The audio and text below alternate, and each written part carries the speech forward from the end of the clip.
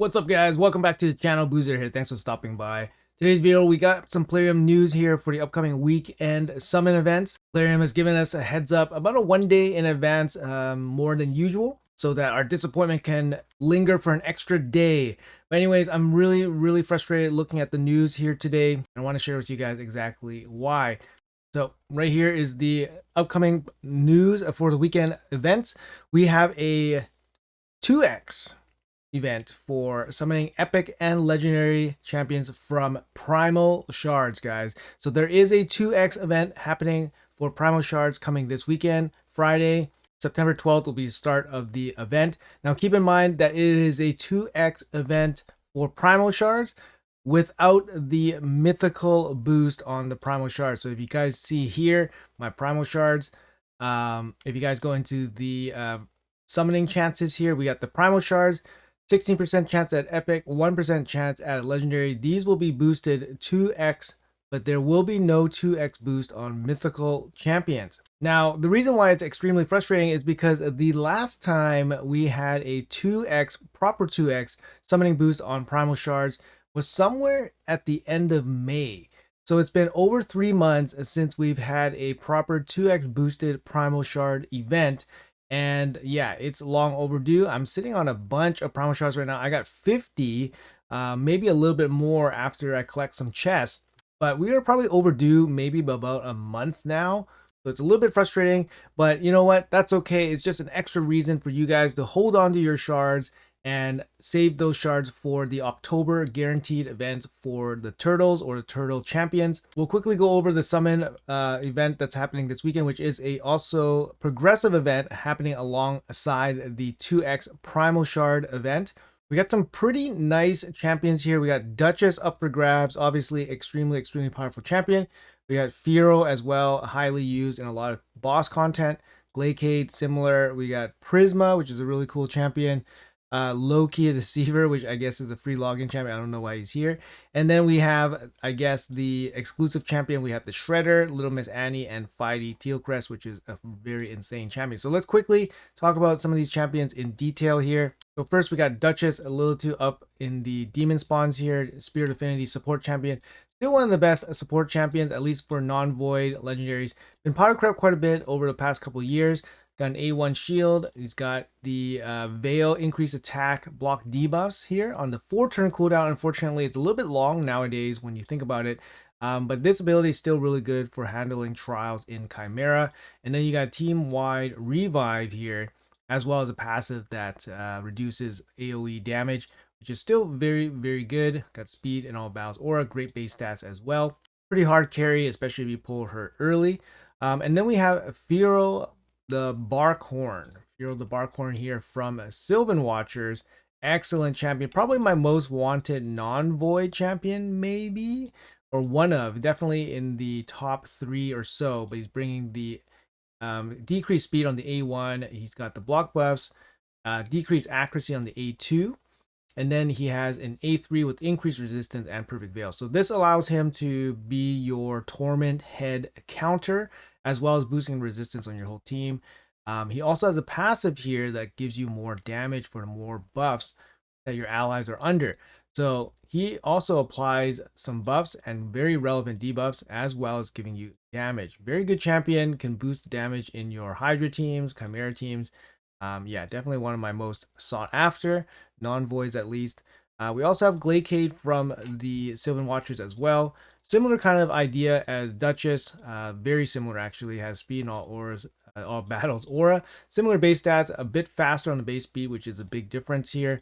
He's got the A2 with increased attack, perfect veil, but this time he brings a turn meter boost instead of the block debuffs. He also has a team-wide revive as well, but you can use it as just a buff ability. So he brings increased accuracy, increased defense. And he has a passive here that instead of mitigating damage, actually increases damage.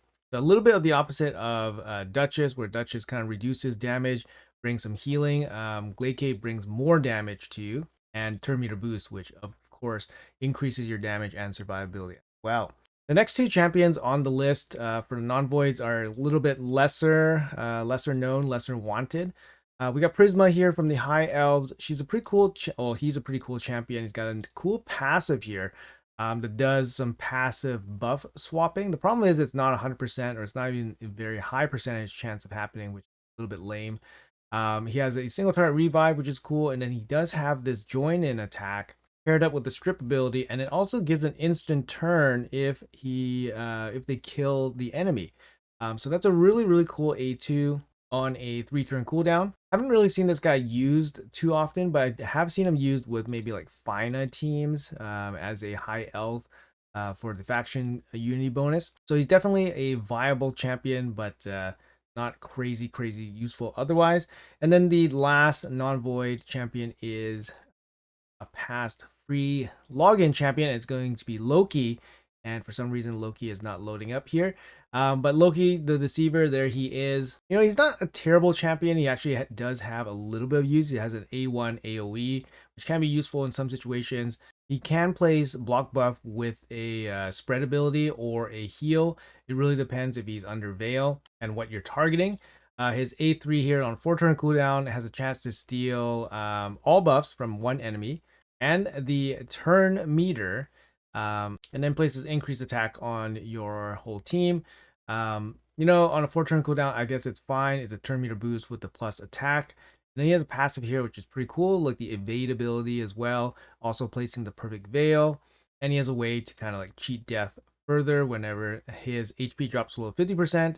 He has a 100% chance to evade, which is pretty cool. But it's a little bit inconsistent. He's a cool champion in that he is fun to play with. He can be useful for some newer players, but honestly, he's not anything crazy. So that wraps up the non-voids. As for the void champions here, the main exclusive champion is we have the Shredder. So the Shredder will be up for grabs for the progressive event. You know, I did a showcase on the Shredder. I wasn't impressed with his overall performance. I thought he did okay, but he is a you know, void legendary. He's not and he wasn't producing like crazy damage or anything like that. He's got a triple hit on the A1, bunch of ignore defense, which seems really good. He's got an AoE double hit with again destroying defense and increasing his max HP. So he's weakening the enemy while increasing his own power. Also lands leech as well. And then his A3 here on a 4-turn cooldown is a big AoE smack with a bunch of ignore defense, ignore shields, ignore block damage, and a little bit of a boost if he's under Veil. His passive allows him to stay alive a little bit better with the damage spread here from the incoming damage. Also, whenever he loses 20% of his max HP in one hit, has a 100% chance to evade the next attack. And it also places Perfect Veil on himself, and it also has a chance to place the fears on the enemies as well. I mean, when you look at his kit, it looks very solid. The problem is he gains a lot of benefit from Veil, and he can place it on himself. The problem is you want it on himself before he does his attacks. You don't want him to get hit, place Veil on himself, and then attack. So that's a little bit, you know, a little bit of a problem for his kit overall, for him to get maximum benefit. But you know, his kit reads pretty good, but overall his multiplier is not super great, or he's not performing that great. So I think as a damage dealer, he's lacking a little bit. Up next for the Void Champions, we have Little Miss Annie from the Undead Hordes. You know what? I believe she was a guarantee at one point, and I did pass her up. I wasn't overly interested in her as a damage dealer. I know she can do some absolute crazy things. She's in some of the fastest teams like ever for dungeons. And she has some crazy single target smacks. For example, her A3 has ignore defense as well as extra hit mechanics. And then her A2, she can self buff herself as well with a turn meter fill. So she can hit really hard, really high base attack as well. But yeah, overall, she just didn't really interest me that much. Aesthetically, she looks amazing.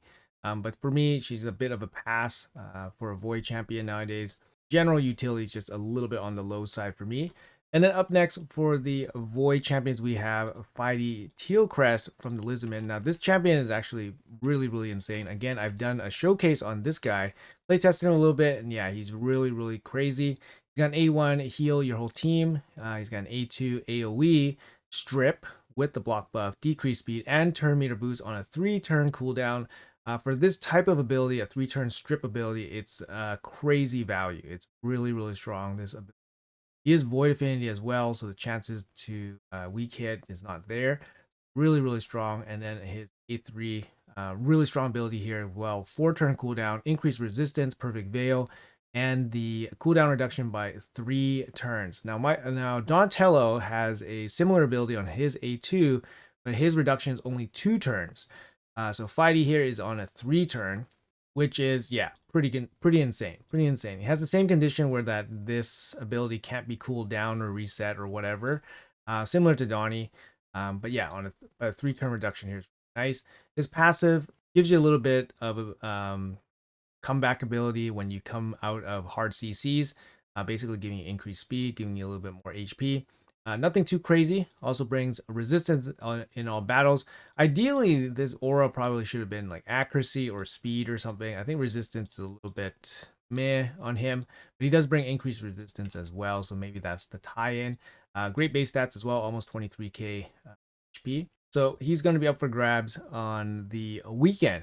Now, anyways, guys, there is a Titan event happening right now. So there's going to be a bunch of Titan points up for grabs on this Summon Rush happening this weekend. The event's not even in the game right now. So it's still, like I said, we got a 1 day extra heads up. Keep in mind that this Titan event, like I said, guys, you guys definitely don't need to go all out for the 5-star soul. I think the only reason you would go for the 5-star soul is if you plan on maybe using Donnie as a booster, a speed booster in the arena. Then the banner, for example, you can get the 5-star banner. It's going to give you a little bit more value, but honestly, it's not super worth it.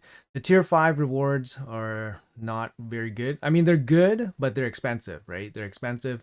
They took away the Primal shard, which is a little bit of a bummer, and the Void shard is much more expensive than previously. For me personally, I'm just going to aim for the amulet and then just call it a day. I'm probably going to end up somewhere around here, and I'm not really looking at doing these events very hard, especially these type of summon events where you can 100 million% pass. It's a total bait event. It's for people that are not paying attention to the details in the fine print. But like I said, you don't want to be pulling your Primal shards this weekend if you can help it. Actually, you know what? There's really no reason to be pulling Primal shards this weekend. This summon event is 100% skip in my opinion. There's nothing really crazy. These progressive events, you get a very low chance of pulling the champion you want. Like for example, if I wanted to get Firo, right? Like Firo is one of my most wanted non-void legendaries. 15x. I got about 7% chance of pulling Firo if I pull a legendary. And the rates are not boosted only for Primal shards, and I'm not pulling my Primal shards unless it's boosted mythical rates. So yeah, it's a super crazy long shot for something that you really don't have to go for. Like I said, guys, save up your resources for October, or even look forward to the fusion at the back half of September. Really no reason to pull them here. You know, I'd be really surprised. I mean, maybe something along the lines of some crazy relic rewards maybe might get people to pull some shards. For example, if mythical relics were up for grabs in a summon rush, I'm pretty sure some people would pull. I think overall this is a 100% bait, 100% skip. So make sure you guys are aware of that. Anyways, guys, that's going to be it for the video. Let me know in the comments below what you guys are planning to do. Once again, thank you guys so much for watching until the end. Have a great day and see you guys in the next video.